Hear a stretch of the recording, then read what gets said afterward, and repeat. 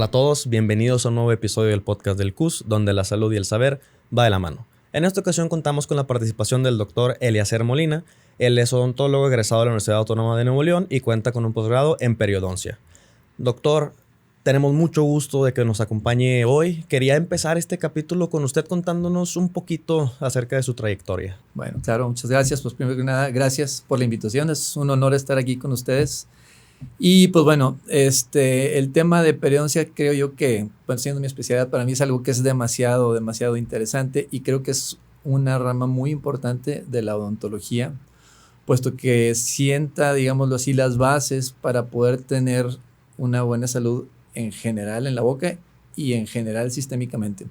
Y al hablar en la boca me refiero porque, pues, no sé, al hablar de periodoncia es una enfermedad, la periodontitis, que afecta, es una infección e inflamación de los tejidos de soporte, como es hueso, encía, ligamento periodontal, que finalmente provocan como consecuencia final una pérdida de hueso. Entonces, si vamos a hacer un tratamiento, llámese una resina, llámese a lo mejor un puente, donde un puente va a estar detenido de dientes, que por estar deteniendo una pieza que no existe van a llevar una sobrecarga, pues necesitamos tener suficiente hueso para poder soportar esto. Y si ponemos un puente en una boca que está llena de problemas periodontales, pues ese puente a lo mejor se va a caer en un poco tiempo. Entonces es primero que nada hacer un tratamiento periodontal, por eso hablaba yo que es la base para poder después empezar todo lo demás.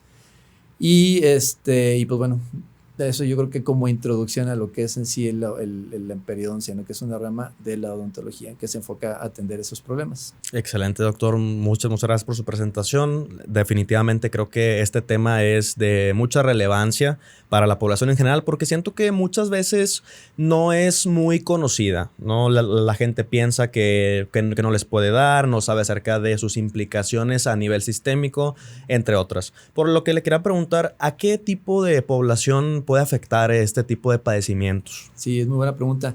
La verdad es que la afectación es principalmente adultos, pero también hay problemas periodontales no tan severos en niños. Sin embargo, hay ciertos problemas periodontales hablar de la clasificación sería meternos ya en mucho problema, pero hay periodontitis de un avance más rápido, una progresión más acelerada, y esto se da en pacientes que tienen una situación inmunológica comprometida que los predispone a desarrollar más fácilmente este tipo de problemas.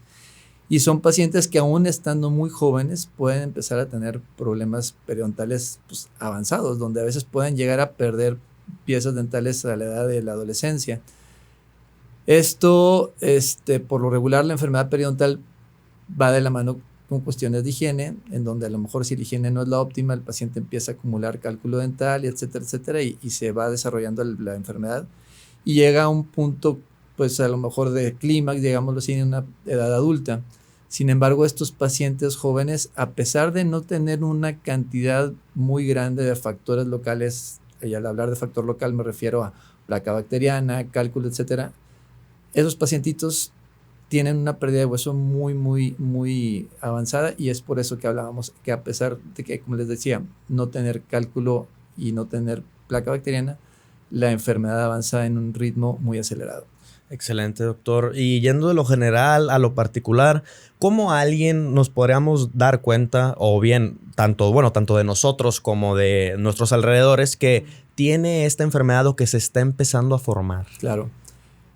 Hay algo que es bien común, que lo vemos en la consulta, y el paciente le preguntas dentro de la historia clínica que si sangra su encía, y por lo regular de 10, 9 te van a decir que me sangra lo normal. ¿Por qué?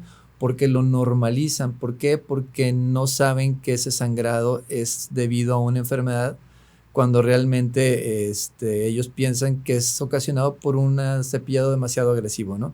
Una encía que está sana, si tú la cepillas de una manera muy agresiva, no va a sangrar, a menos de que fuera una fuerza excesiva y que hicieras un uso de un cepillo de alambre, o ahí sí te va a lacerar. Pero una cerda de nylon, por más fuerte que te cepilles, no te va a generar ese problema. A lo mejor sí pudiera provocar el exceso de fuerza, que la encía se vaya retrayendo, y es un problema también de una enfermedad periodontal que se llama recesión gingival, pero no está asociado a bacterias, es un problema por mecánica, por fuerzas. Pero en este caso, volviendo a tu pregunta, los pacientes lo relacionan el sangrado a un exceso de cepillado cuando realmente hay un problema. ¿Y cuándo es cuando el paciente a veces le llama la atención? Pues cuando empieza a notar que sus dientes ya empiezan a moverse un poquito, o algunos inclusive dicen, oye, se me cayó el diente y nunca me dolió. ¿Y cuáles fueron las señales de alerta previas? Pues el sangrado principalmente como factor número 1, pero volvemos a lo mismo, como eso lo ven como algo normal y no hay dolor a menos de que sea una etapa muy avanzada, la gente lo va dejando pasar.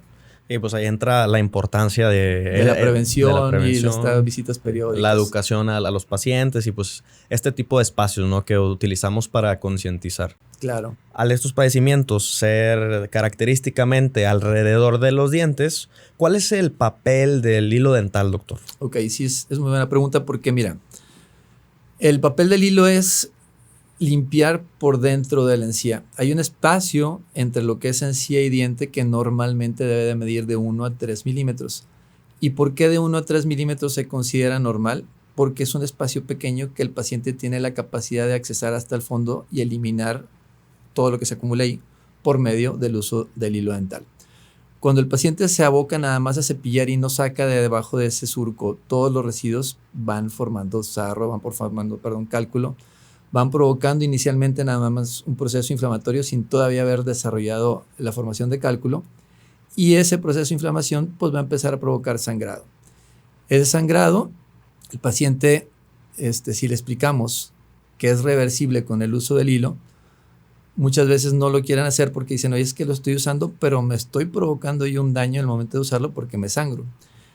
Ya cuando le explicamos que es por la carga de irritantes o de bacterias que están debajo de la encía y que ellos mismos se dan cuenta que conforme lo eliminan, el sangrado va disminuyendo, son pacientes que difícilmente lo van a dejar porque ya se concientizaron de la relevancia del uso del hilo dental. Y aprovechando tu pregunta, actualmente hay muchos dispositivos accesorios para limpieza interdental, como son cepillos interdentales, que son unos cepillitos, como por decir, unos cepillos para limpiar los biberones, obviamente de un tamaño mucho más diminuto para limpiar entre los dientes, o el famoso irrigador de agua, que es el Waterpik, que sí ayudan a eliminar lo que está entre los dientes, pero nunca va a quitar lo que está debajo de la encía. Inclusive, la analogía que yo les pongo a los pacientes es de que cuando tú llevas tu carro al autolavado, pues primero le hacen un lavado a presión y eso va a eliminar lo que está suelto sobre la superficie del carro, pero hay una pequeña capa que está adosada y que la única manera de despegarla es tallando con un trapo o tallando con los trompos del autolavado, y que de igual manera aquí en la boca tenemos que tallar con el hilo para despegar esa capita que está por debajo de la encía.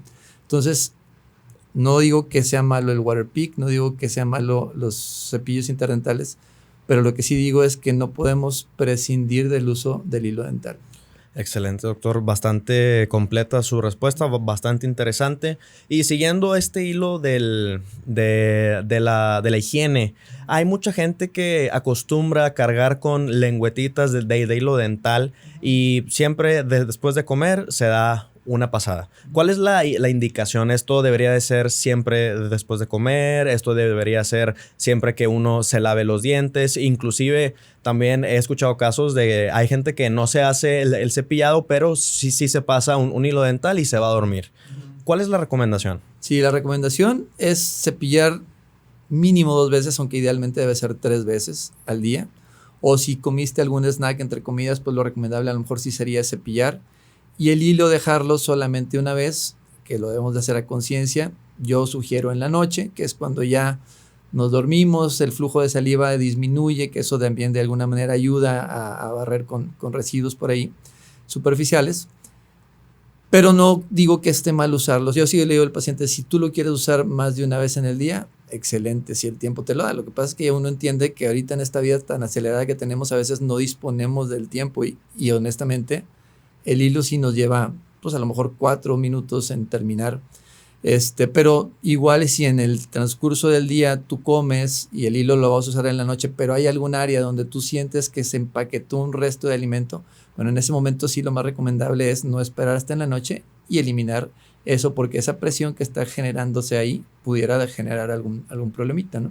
Excelente, doctor. Y entrando ya al tema de las implicaciones sociales, este tipo de padecimientos periodontales puede dar ciertos signos, síntomas o bien manifestaciones como mal olor de boca, por ejemplo, que pueda repercutir al paciente en su día a día desde una perspectiva más social. Claro, y lo más increíble o lo malo de esto es que quien se da cuenta al final de todos es el mismo paciente. O sea, el paciente no se percibe su mal aliento y pues sí tiene esa implicación social porque pues pudiera haber situaciones en las que pues generas una mala imagen, ¿no? Una imagen a lo mejor de una persona que no tiene una buena higiene, aunque a lo mejor por fuera te veas muy pulcro, pero el sonreír, tu ansiedad se ve que el sonreír sangra o como dices tú, percibes un mal aliento que puede ser por la misma descomposición de las bacterias o por la misma descomposición de la sangre que se queda ahí dentro de la boca. Entonces, sí repercute desde ese punto de vista y es un beneficio finalmente el empezar a tener esas medidas de prevención usando el cepillo y el hilo.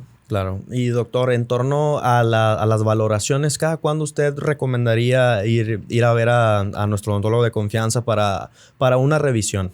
Yo sugiero que sea 2 veces al año, mínimo una, pero idealmente 2. Claro, hay pacientes que vemos ya con problemas periodontales y los cuales, o sea, la enfermedad periodontal es una enfermedad que se controla, sin embargo, el paciente es más propenso. Hay pacientes, por ejemplo, que viven en un rancho, que no saben ni lo que es el cepillo, van a la consulta, traen a lo mejor mucho cálculo dental, lo quitas y su encía, digamos, no tiene tanto problema. ¿Por qué? Porque su sistema inmunológico tiene mayor capacidad de defenderse ante estos problemas.